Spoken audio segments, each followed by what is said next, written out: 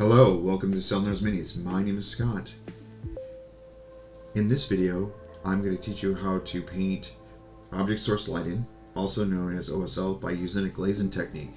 But before we get into that, I'd like to take a moment to ask you to like this video, comment, and subscribe to my channel. As always, paint fearlessly. It's just paint, and you can fix any mistakes. Alright, so before we get too far into the painting technique, I want to talk about object source lighting. So in the next few minutes, you're going to see videos of me in various states of light above me. I'm in my kitchen. I have both of my lights in my kitchen on in this first part. In the next part, I'm only going to have one of the lights on. And then I'm going to have none of the lights on, but have a light in my living room on. So you can see how the object doesn't light up as much of you or as you would expect. A lot of times when I see object source lighting, it's a much broader area and much brighter than it should be. I didn't do this during the daylight because you would even see even less of this light effect on me. So I'm just gonna let this run for a few minutes so you can see the different light zones and how that affects how the object source lighting works. Okay, I'll be right back.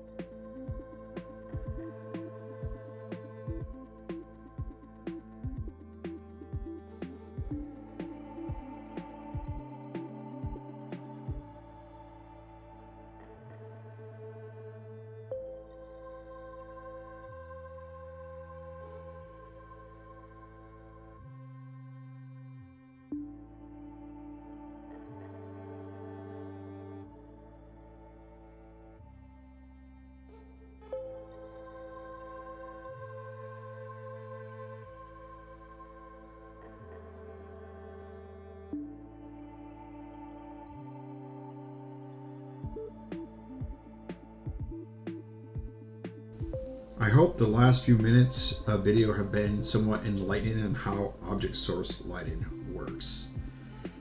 With that in mind, when we start to paint our miniatures for glazing technique, we need to have it painted up with the highest highlights already established in the areas that we would like to have the object source lighting showing. So for this video, I am going to use a dark blue-green. It's called Tidal Blue here in the War Paint Fanatics, but luckily the bottle also just tells you what the color is. It's a nice thing that they've added with Army Painter War Paint Fanatics. So we need to establish where the light is coming from. On this miniature, it's coming from three places. It's going to come from the canisters at his belt. We're going to paint the center portion of that as our light source. On each end is a cap of metal.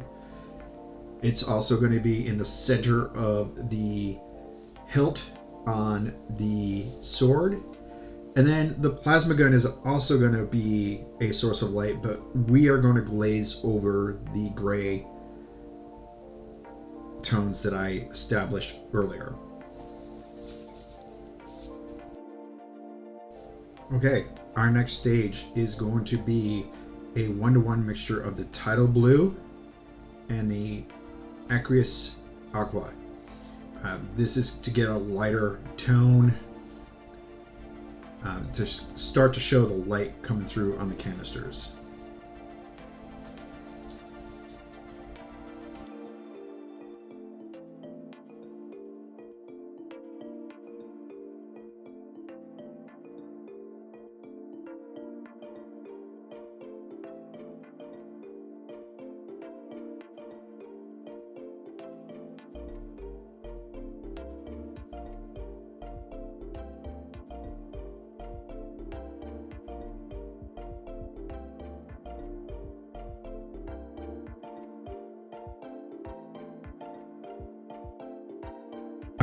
After we let that dry, we're going to go ahead and put a smaller region of pure Aegis Aqua to kind of show that the light is getting brighter towards the center of the canisters.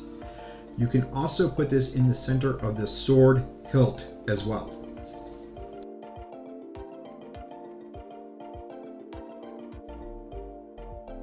Again, after that is dry, we're going to go ahead and add yet another layer towards the center of these canisters. This is a 1-to-1 mixture of Aegis Aqua and matte white.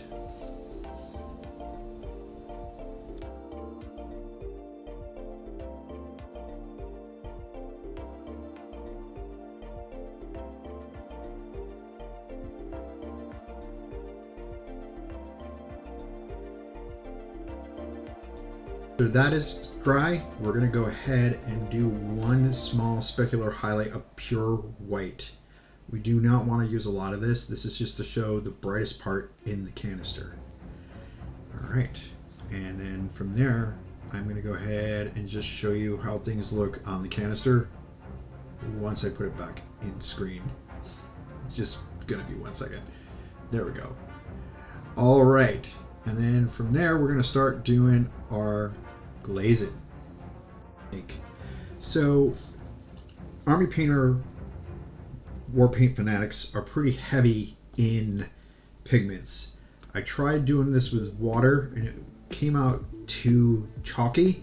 So we're going to do a 1 part tidal blue to about 3 parts, maybe 2 parts if you want it a little bit darker, what's called War Paint's Stabilizer.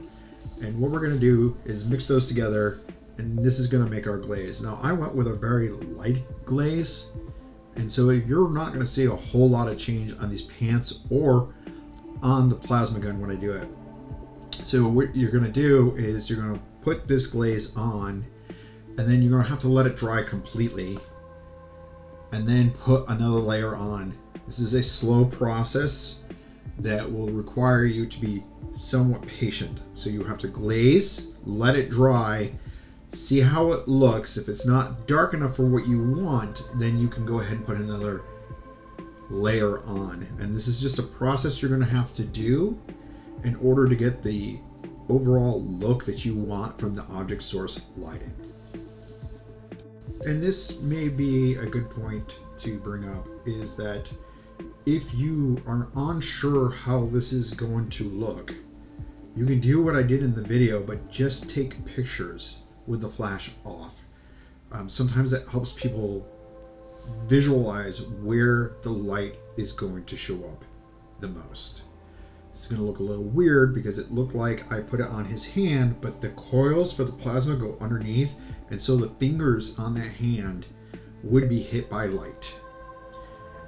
All right, going to keep going.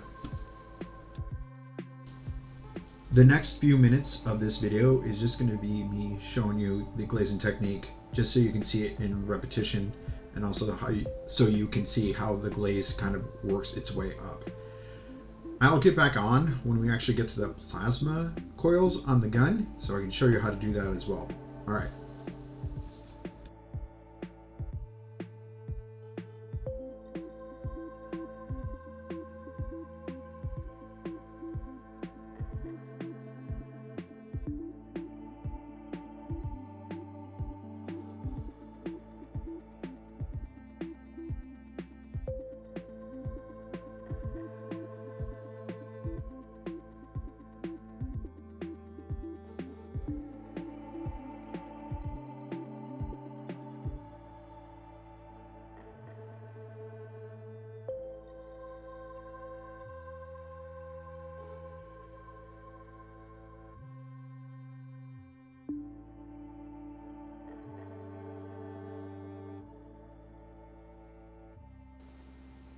All right, so we are at the stage in which we are going to start working on the plasma coils of the gun.